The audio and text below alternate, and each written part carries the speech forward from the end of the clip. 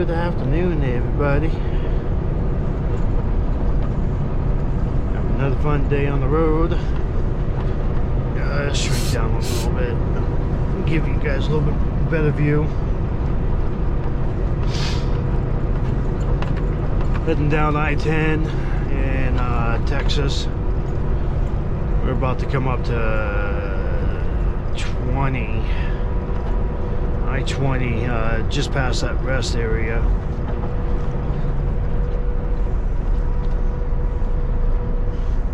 Anyways, it's been about a week on the road with this truck. Haven't got as much driving in as I would like. I keep like sitting on loads.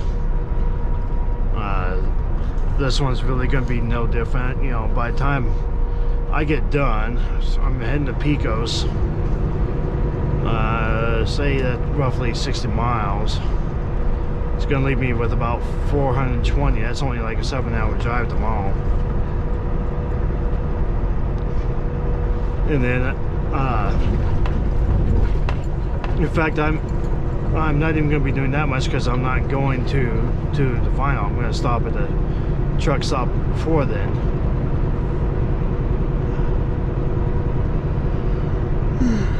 But, and then after that, I pretty much sit on it until I deliver it on the 26th. You know, can't deliver it tomorrow because it's Thanksgiving. You know, everyone else is gonna be shut down.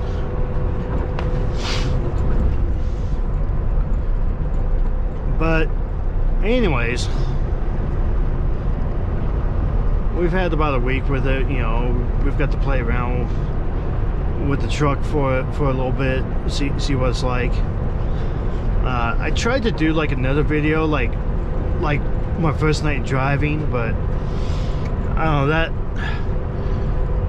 I ended up being really distracted half the time because I was heading through Dallas, and you know, you got to kind of put all of your focus on that Dallas traffic. Those people can be scary. They can be massively scary. So I figure I would give it like a week, kind of learn what this truck can do. I've already been, you know, I've been through Texas, Oklahoma, Arkansas, came back, went through New Mexico, Arizona. Now I'm coming back through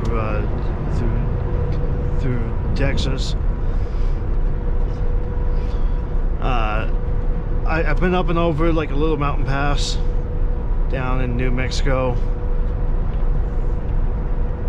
That night, I mean, you know, it's actually really smooth. So yeah, the first thing to talk about is this Pete here. It's pretty much what I remember my very first truck being. My first Pete, the only other Pete that I've driven. And what I mean by all that is that, you know, this thing is like a 16,000 pound Cadillac. I'm going over like a whole bunch of bumps right now. I really don't notice them. You know, the suspension on this thing sucks up like all but like the worst bumps out there.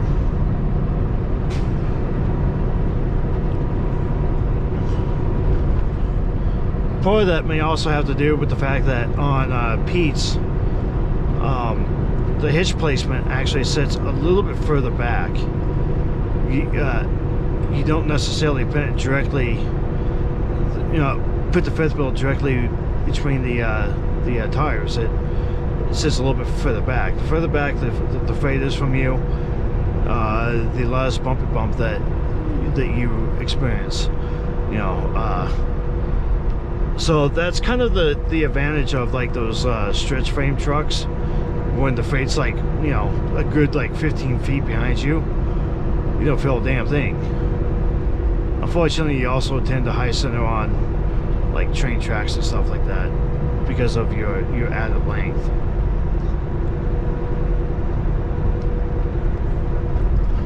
So that was the first thing I've noticed. When I finally figured out, you know, I was sitting there reading this panel for a while, sitting there trying to figure out where everything was, and I finally saw. Oh, come on over. Okay. The gear shifter, which is right there, saying 12. This truck is a 12-speed. I've always have driven 10s. So that's a little bit new. Just gonna hang out right there.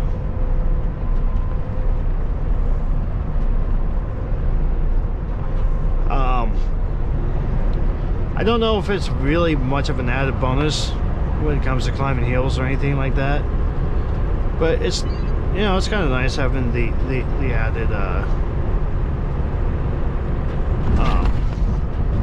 gears there.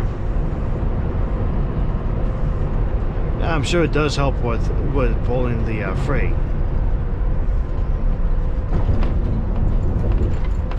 Now, if you look at this other one right here, we're showing 11.4 mpg, miles per gallon. That is, quite frankly, phenomenal. Okay, the 680 I had usually averaged about 7. That's generally common. I might be able to get up as high as like 9, but I would have to have like ideal conditions, like running light load, going over mostly flat terrain, things like that. This truck, I mean, I've been booking at top speed. I've been doing like 68 constantly, and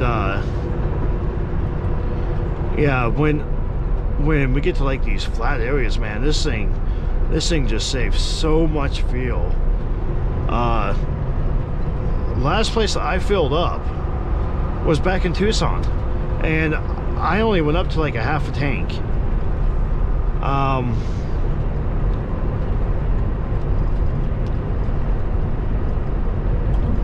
I think that was like, I think that was probably about 450 miles back. 450 miles back, and we're still like not even that far below. My next field is supposed to be Pecos, but I don't know. Should I really bother with it? I could probably make it the rest of the way with just what I have. And that actually, and the same thing happened on my last trip too. I filled up in Oklahoma, just outside of Oklahoma City. I filled up at the same truck stop twice, because that's what the Opti stops called for. One was to do a full top off of the tanks, and then head over to the shipper, which was in Arkansas, get load up, come back, and add like another like 65 gallons or something like that. And I only ended up doing like 55. Well, there was 2 more Opti stops on that particular trip, and I ended up skipping both of them because I just didn't need it. I actually showed up at the receiver at like 3/8 of a tank still. This truck basically did 1,000 miles on like half gallons. I mean, it was just rocking it. The really fun part was going over that mountain pass, because on the backside I was like going down forever, like 40 minutes. I was sitting there just cruising down this hill for 40 minutes, and by the time I finally got to the bottom, like my truck was reading something like 25 gallons or miles per gallon. See, it's going down just a little bit right now because we're going over some some pretty hefty hills. Once I get past, should be this one here, right? No, there might be like a couple more because the rest of it is like 7 miles away. Yeah, we've got like a couple more hills to pass through, but once we get through that, I-20 is going to be mostly flat. So I am going to get like another rocket number them all.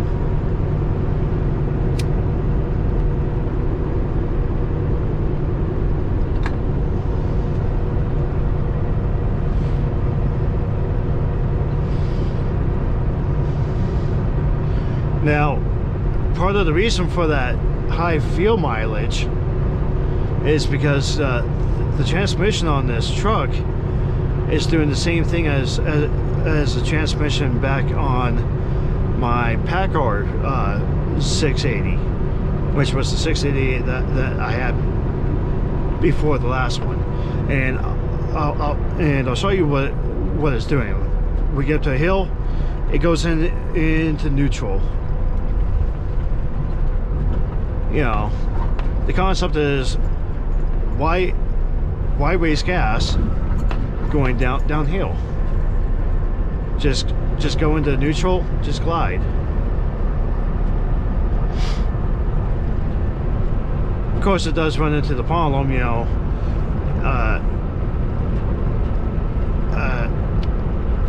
80,000 pound vehicle going down a hill, you go into neutral, and gravity is just going to take over. You're going to take off like a bat out of hell, which is usually what happens. You know, right now I've gone from 68 to 274.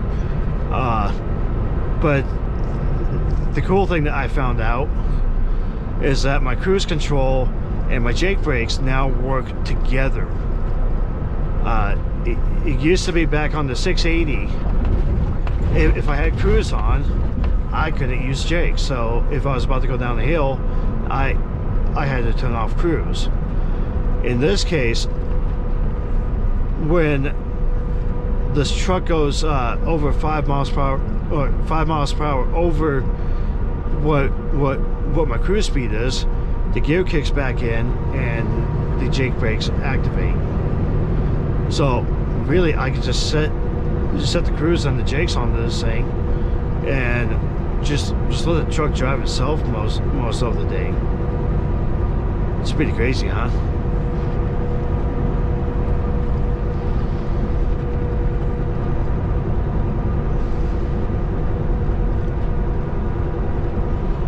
Now, aside from those, you know, we've got the radiator temp. We also have oil temp. That's a new one. Come back over. Come on.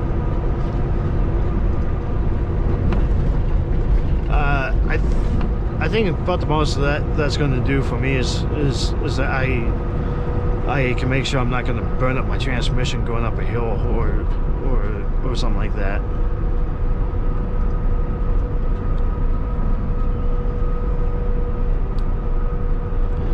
We have engine torque, which of course is doing nothing right now because we're in neutral. As soon as I hit this hill, we'll kick back in, boom, torque goes up. 89% torque. I guess that'll help me find my right gear or something when climbing a hill. I don't know. It's just something on that, you know. I like to look at it. Over here on this side, we have the boost for the turbo. Again, not really do anything at the moment because the truck is in neutral again.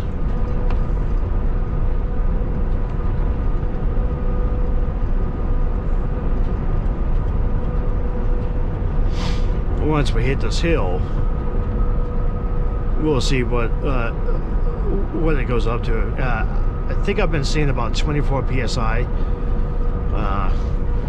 You know, yes, trucks have turbos, but you know, the stock ones that come with the companies is usually pretty wimpy. Yeah, see, I saw went up to like 21 for a second there. You know, 25, 27. Yeah, that seems to be about it.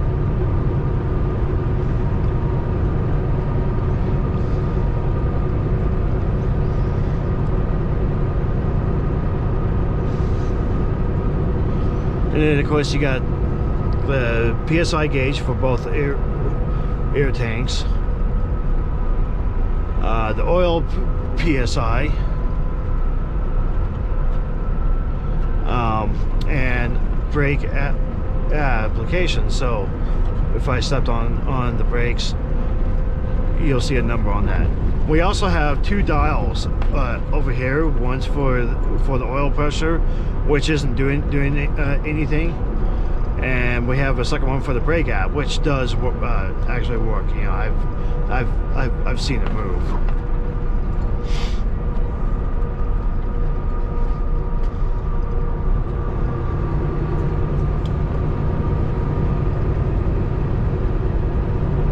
So I don't think there's much else to look at on that thing. Of course, we have the cruise on. This thing right here, if you watch this little white van, he's going to get over here, and my dashboard is going to be like, oh, there's a vehicle in front of you, see?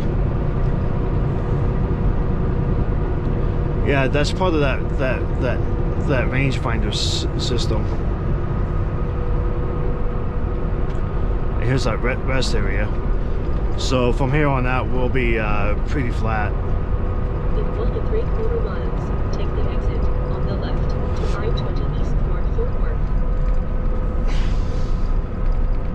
Worth. This thing does have the lane control.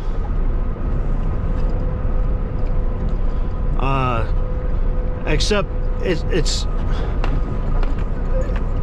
no longer that PTSD inducing shriek that's probably on like half a dozen of my videos.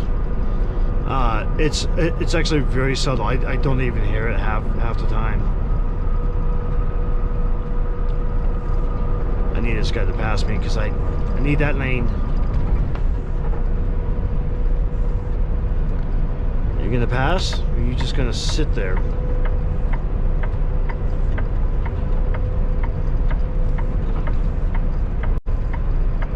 Really?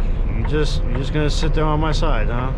Be in either of the two left lanes, then take the exit to I-20 east. Gotta mess up my mojo.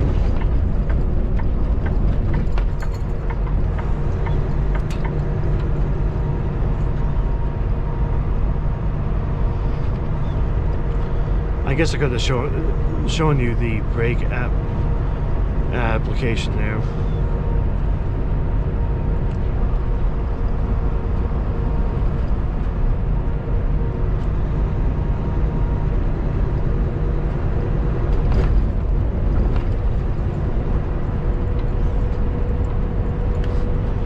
All right, put that back on. But yeah, like about the only time that I really noticed the lane departure is that the dashboard will light up green on on that side or that side, you know. Continue on I-20.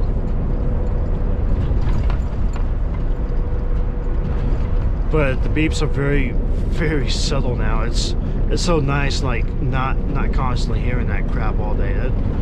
That was like the biggest thing that I hated about that truck. We must have a crosswind right now because I'm really pushing. I really have to keep the wheel tuned to go this way.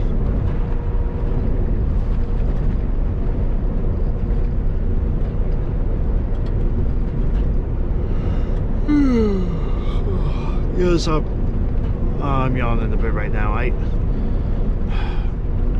got this job yesterday over in Phoenix, and I thought I was showing up 34 hours late to the shipper because the actual appointment time was not yesterday but the day before, like 5 o'clock in the morning, but they gave me the job yesterday, I showed up, and I'm all sitting there thinking I'm like behind schedule and whatnot. And they hadn't even gotten the trailer loaded for me or anything. They actually turned it into a live load. So I ended up sitting at the shipper for like 8 hours. You might think to yourself, well, hell, that's a great time to get some sleep in, right? Yeah, except I had a huge amount of coffee on the way there because I wasn't expecting to be held up. So that coffee kept me up forever. Like just when I was finally starting to get comfortable to possibly fall asleep, they knocked on my door and had me get going. Made it up to New Mexico just before dimming. I decided to stop, and I got like a 4-hour cat nap in, which gave me the rest of my time back, and now I'm getting over here to Pecos. I didn't need to go all the way to Pecos, but I'm just having a lot of fun driving this truck right now.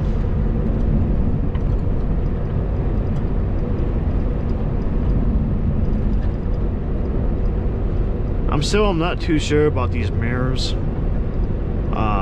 Especially that one. It seems like I just can't get that one to the angle that I really need. So I've been using the convexes more. That one up front, man, that one is huge. You see all kinds of stuff in that one. About the only gripe that I really have had with this truck so far is they put my hazard lights way the hell down here. Way down here. Now, I know that I've posted quite a number of videos where I come around a corner or something and you see stop traffic. The first thing I do is reach out, hazard lights, boom. I alert everybody that's behind me. Now I gotta like reach down here and like try to find it. They really put it in a out of the way area. I think what they could have done was this button panel on this side has room for like 3 more like this. I think if I were Peterbilt, I would have put the hazard light there. That way it's in thumb reach, just to go boom and hazards are on.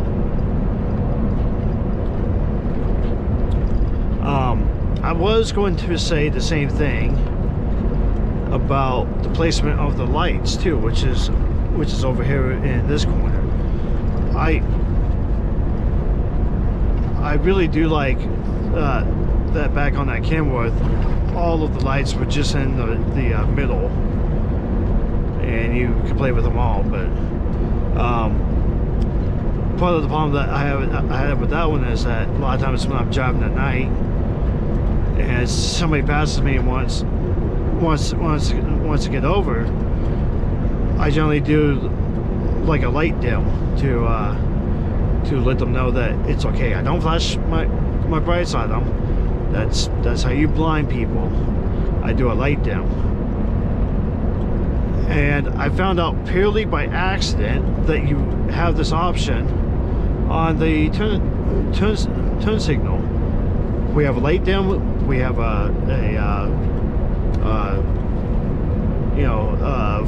flash the brights. You've got the turn signals. You've got the circuit cut for your driving lights, to signal back to another driver, and you have the windshield wiper all on one shifter. And here's the scene of a guy using the bathroom.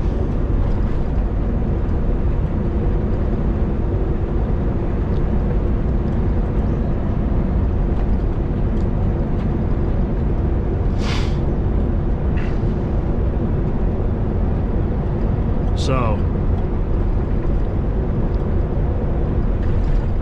if you look down here now, we're up to 13.3.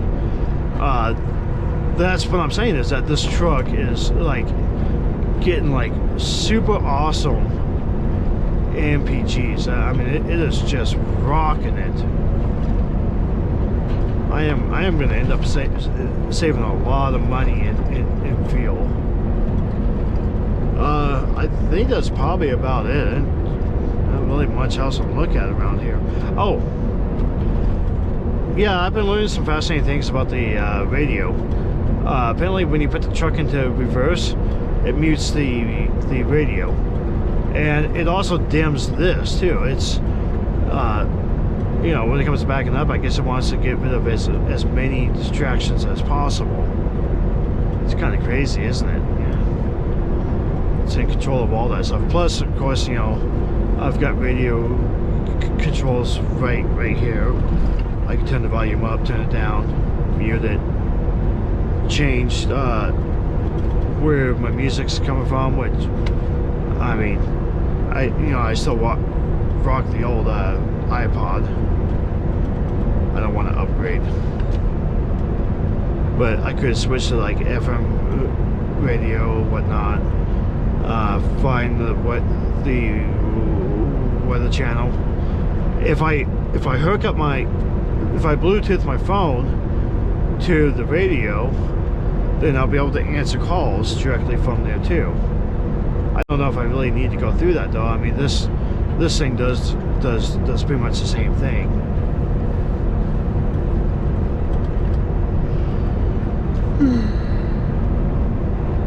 That's those. My horn got moved from here to here.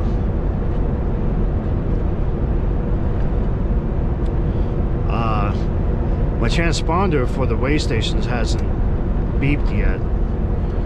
I'm gonna have to call up work probably on the 26th if it hasn't done anything by then.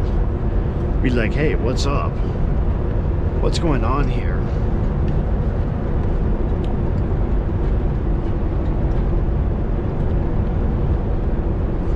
This little pain in the butt, she keeps kicking her cat litter all over the floor. You know, I'm trying to actually make an effort to keep this truck as clean as possible. Oh, part of the thing with that smooth riding that I was talking about, and with the way that I've got everything stored back in the back, I have yet to end a day where like the first thing that I have to do is like go back, clean up the sleeper. It's always been like all nice and tidy back there still. It's been nice.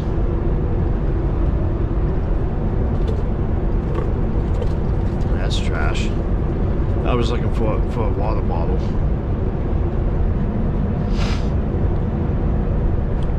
But in any case, yeah, that's pretty much about it right now.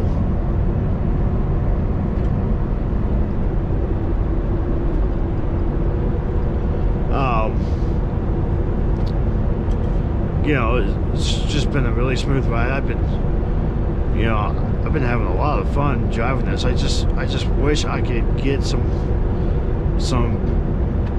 better miles going. It's probably quiet right now because, you know, it's a holiday week, so things are gonna be a lot more quiet at dispatch. Everyone else is gonna go home and enjoy their Thanksgiving dinner. And I'll be out here.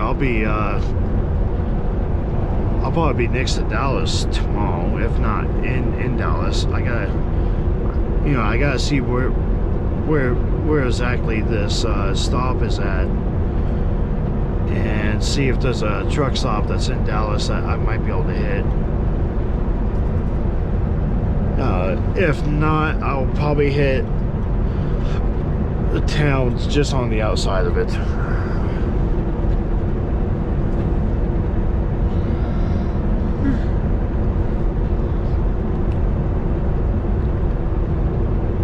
But I think before I yawn you guys to death,